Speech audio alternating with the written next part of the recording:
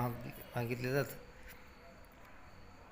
किती दिवसाखाली घटस्फोट झाला हे सुद्धा त्याची चौकशी केली जाते. जर उगाच 15 दिवस झाले घटस्फोट होऊन ते बायोडाटा घेतला जाणार नाही, ही दक्षता घ्यावी.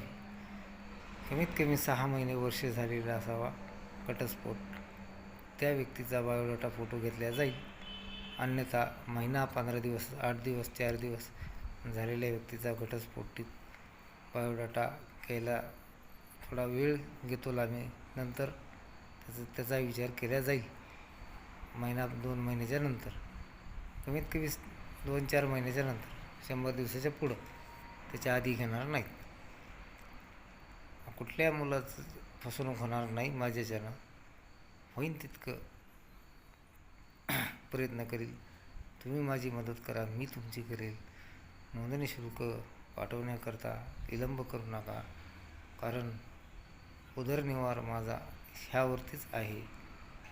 जेजुरीला भक्तनिवास चालवा घेतले, मात्र किरायानं आहे. ते माझं स्वतःचं नाही. मी भूमिहीन आहे.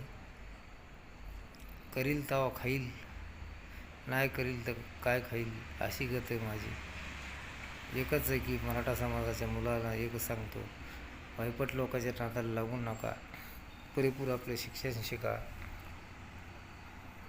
कोणाच्याही नादाला लागून आपला वेळ घालवू नका. मोबाईल कमी वापरा, हीच विनंती. जय शिवराय, जय महाराष्ट्र. पुन्हा अजून एकदा मला सांगतो, चव्हाण पाटील 96 कुळी मराठा वधूवर सूचक केंद्र. तुम्ही गुगलला सर्च करू शकता. माझा नंबर 7020750526. फोनपे नंबर दुसरा आहे.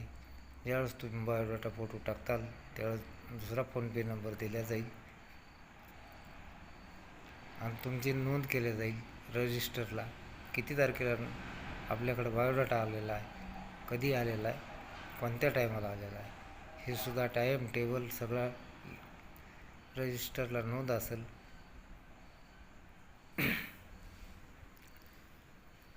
दुसऱ्यासारखे 1.5 लाख द्या, 50,000 द्या, 1 लाख द्या, असली कुठलीही गोष्ट माझ्या तोंडून येणार नाही. माझं नाव घेऊन कोणी फोन करणार नाही. माझे नंबर कार्डवर आहेत, त्याच नंबरवर विश्वास धरा. इतर नंबरवर विश्वास धरू नका. माझ्या नावाखाली जर कोणी कॉल केला असेल तर मला आधी कॉल करा, त्यानंतर पुढच्या व्यक्तीला रिस्पॉन्स द्या.